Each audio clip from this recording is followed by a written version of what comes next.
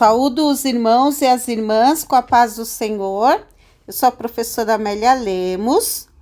Farei o comentário da leitura diária referente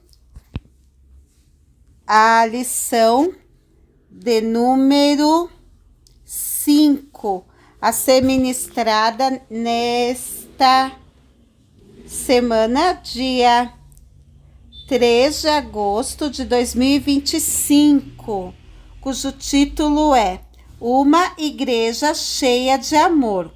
Hoje é dia 2 de agosto de 2025, sábado, e nós vamos ler a primeira epístola de Pedro, capítulo 4, versículo 8, no qual ele diz que o amor cobre uma multidão de pecados. Vamos à leitura. Mas, sobretudo, tende amor ardente amor uns para com os outros, porque o amor cobrirá a multidão de pecados. Caros irmãos, aqui o apóstolo Pedro, de certo modo, ele encerra muito bem conosco aqui esta série de leituras referente ao amor,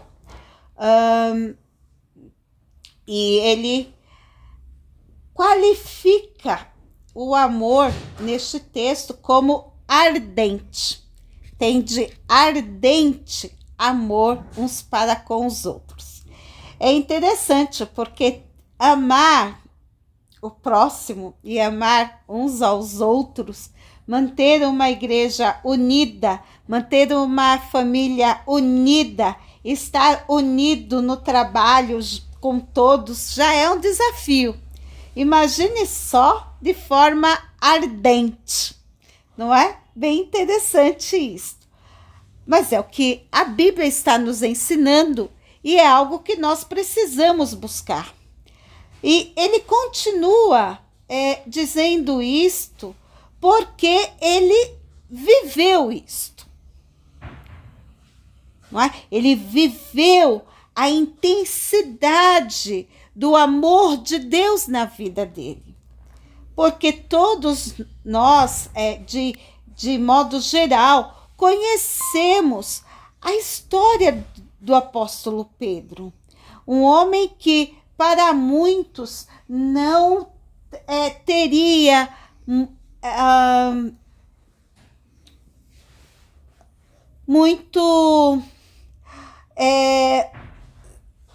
muita credibilidade no colégio apostólico, por causa do seu comportamento, não é?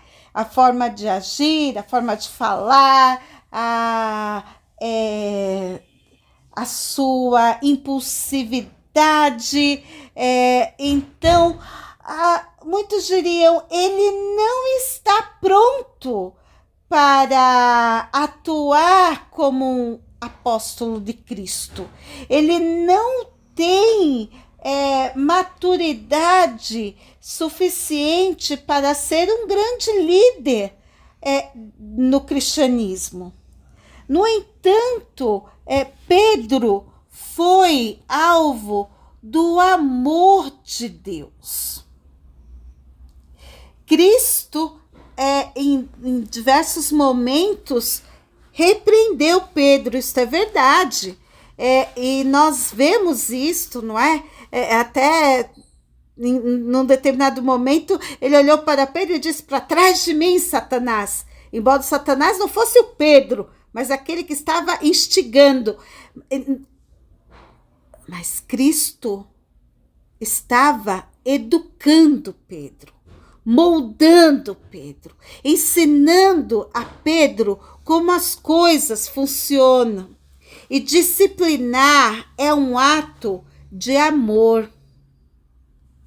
Diferente. Educar é um ato de amor. talvez ele não precisasse chamar tanto a atenção de outros, talvez fazer tudo certinho, mas eles não sentiram com tanta intensidade como Pedro o amor de Cristo, porque Pedro sentiu na pele.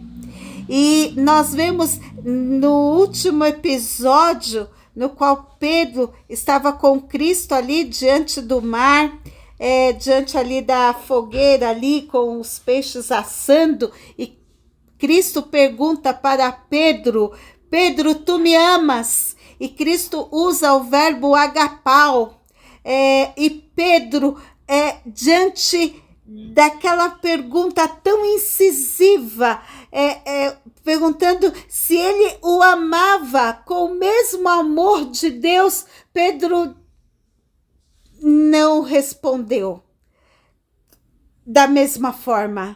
Ele disse: eu te amo, Senhor, mas ele usou o verbo,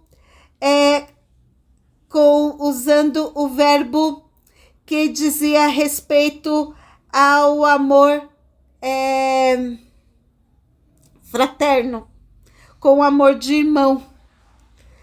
Porque ele sabia que ele não tinha condição de amar na mesma intensidade. Então Cristo pergunta novamente, usando o verbo agapau. Ele responde que ele ama, mas com o amor de irmão. Porque o verdadeiro amor, ele é verdadeiro, ele é sincero. Eu te amo, Senhor, mas eu não consigo amar com a mesma intensidade que o Senhor ama. Então, Jesus vai e olha para Pedro e vê a condição daquele homem. Então, Jesus pergunta se Pedro o amava como um irmão. Aí Pedro: sim, Senhor, tu sabes que eu te amo, tu sabes tudo, Senhor. E aí ele: vai e apacenta os meus cordeiros. Então, Pedro, naquele momento, ele viu toda a multidão de seus pecados cobertos. Ele teve uma experiência única com Deus.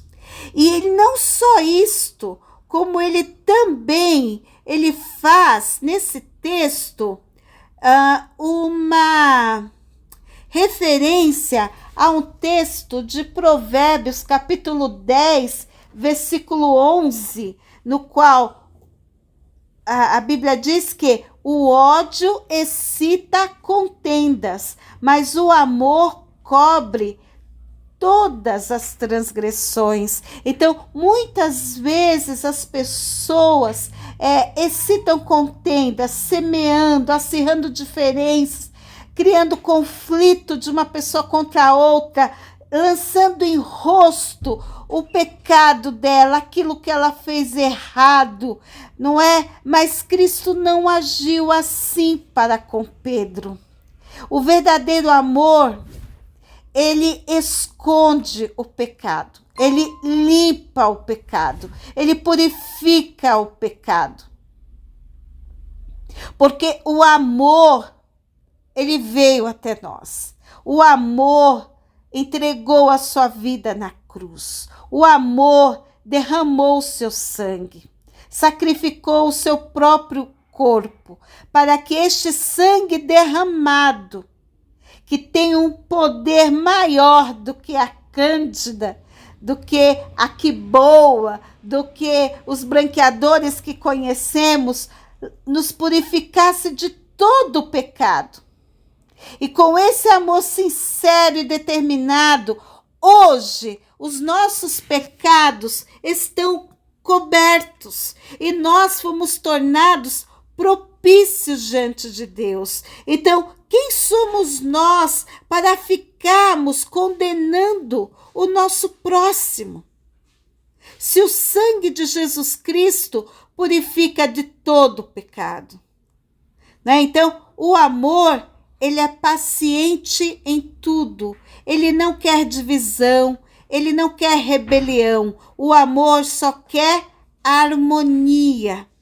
Então, todos aqueles que foram chamados por Deus foram aperfeiçoados, foram purificados e estão agradando a Deus, porque o Mestre Jesus nos recebeu